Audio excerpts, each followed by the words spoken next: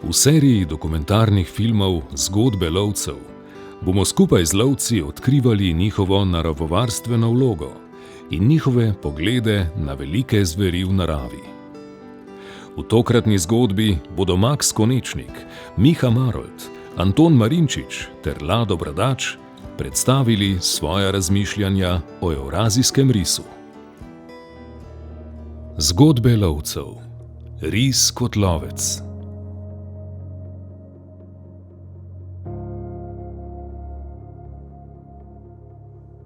Legendarni lovec Maks Konečnik je sodeloval pri uspešni naselitvi risa v severne Dinaride leta 1973.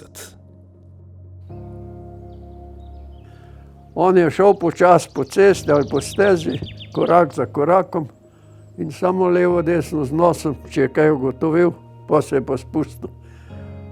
Če je žival mu všla, v tistem hipu pol ni več šel za njo tako volk ali pa kaj. On je samo v momentu je mogel ujeti in to je bila njegova specialiteta. Ja. Nikdar pa nisem videl, da bi v drevo plezal. Da bi v drevo lezel, ko pravi, iz drevesa napada. On je samo počasi po stezi pa cap. Ris je pač mačka, ko mačka. On je vztrajen čakati po par ur ali pa piršati. On najrajši za las lovi. Ne. Pride po stezi, zavoha, čuti divjad, pa se pa spusti. En skok. Samo en skok mora biti uspešen. Pol ni več važno. Če divjad takrat uide, ne bo več naredil niti koraka za njim. Ja. To je njegova specialiteta. Saj vidite, če mačka čaka po več ur za eno bogo miš, ko je čist mala za mačko, ampak res trabi malo več in toliko bolj vztrajen. On ni tekač, da bi tekel za srno ali pa kaj. On samo čap pa mora biti uspešen. Ni tako volk, ne. Poglejmo v prihodnost. Kako o risu razmišljajo mlajše generacije? Ris lovi na dva načina. Na zalas pa na presenečenje, na čakanje. To sta dva tudi načina, ki jih sami lovci izvajamo. Se pravi, lov na zalas in pa čakanje. Zalas je v bistvu tisti najbolj zahteven način lova. Tam mora lovec v bistvu vse v svoje znanje uporabiti, zato da se lahko divjadi čim bolj približa. Enako je z risom. Če ris zalizuje, mora biti izredno spreten, da se prikriva, da se premika potihem, da upošteva veter. Drug način pa je, ta ris lovi zasede, mi lovimo pa na čakanje. To je pa tudi zelo podoben, ker moramo v bistvu mi včasih ure in ure in ure presedimo in čakamo in opazujemo. Enako je pa z risom. Čaka in čaka. Pa še mora poznati mesta, kjer bo uspešen. Mora poznati prehode in enako je pa z nami lovci. Mi moramo poznati prehode, moramo vedeti, kam se divjad hodi prehranjevati, kje se zadržuje čez dan, kje se zadržuje čez noč, in potem čakamo. Tako da v temu, z tega vidika, smo si zelo enaki, podobni. Lado Bradač, predsednik Lovske zveze Slovenije, je z nami delil svoj pogled na risa v naravi. Ta njegova v bistvu spretnost, pazljivost, vztrajnost, po drugi strani pa tudi ponos in dostojanstvo, ki ga izžareva.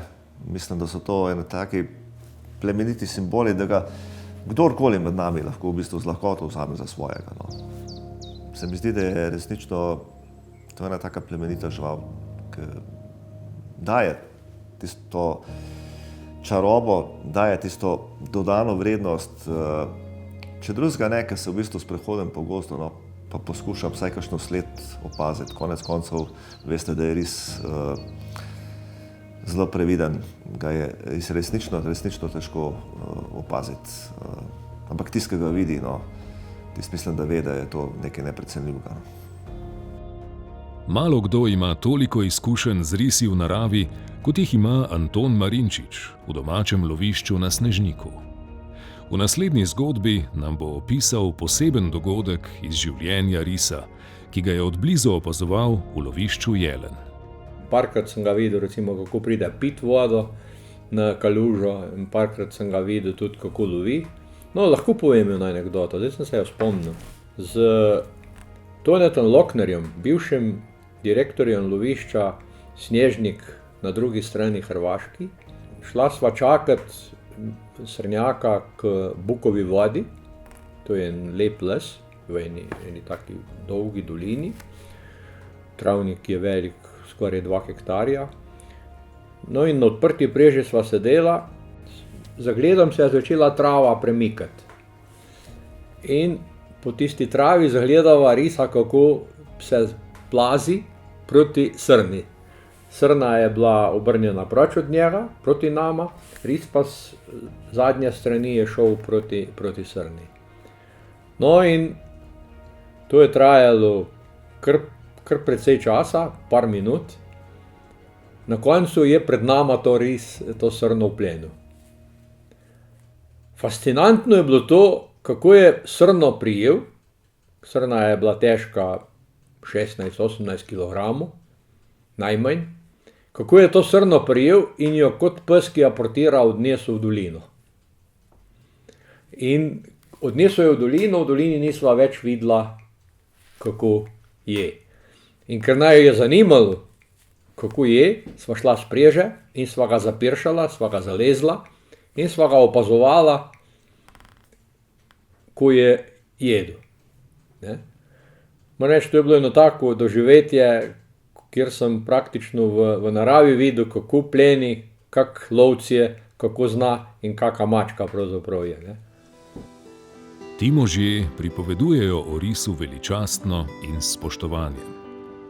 V času, ko se ris vrača na marsikatero območje v Evropi, kjer je v preteklosti izumrl, ostaja upanje, da bodo lovci še naprej igrali ključno vlogo pri varovanju in dolgoročnem ohranjanju te vrste.